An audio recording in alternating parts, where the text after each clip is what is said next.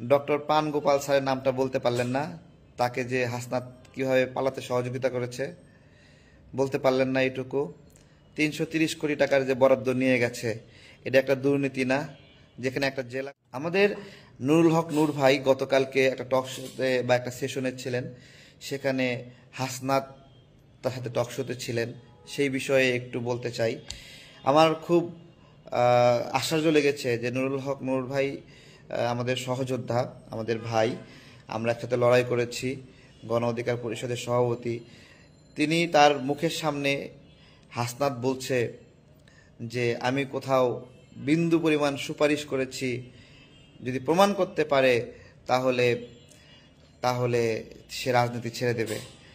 ঠিক আছে, নুরুল হক নূর ভাই ডক্টর প্রাণ গোপাল স্যারের নামটা বলতে পারলেন না। তাকে যে হাসনাত কিভাবে পালাতে সহযোগিতা করেছে বলতে পারলেন না এইটুকু। ৩৩০ কোটি টাকার যে বরাদ্দ নিয়ে গেছে, এটা একটা দুর্নীতি না?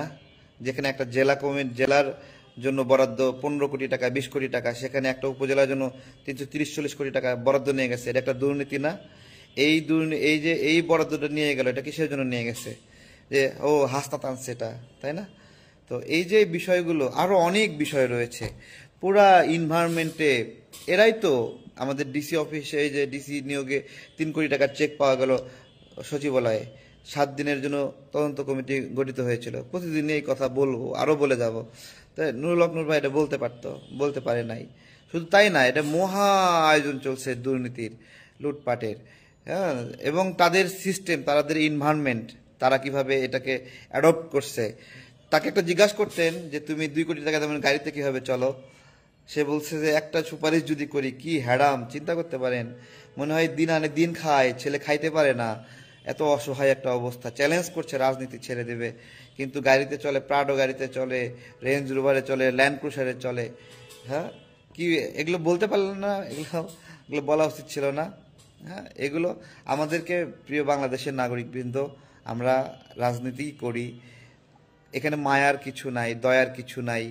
রাজনীতিতে প্রতিপক্ষের বিষয়গুলো তুলে ধরাগুলো নৈতিক, এবং একটা পক্ষ আর একটা পক্ষের ভুলগুলো তুলে ধরে, অন্যায়গুলো তুলে ধরে, তাই তো বাংলাদেশের মানুষ রক্ষা পায়।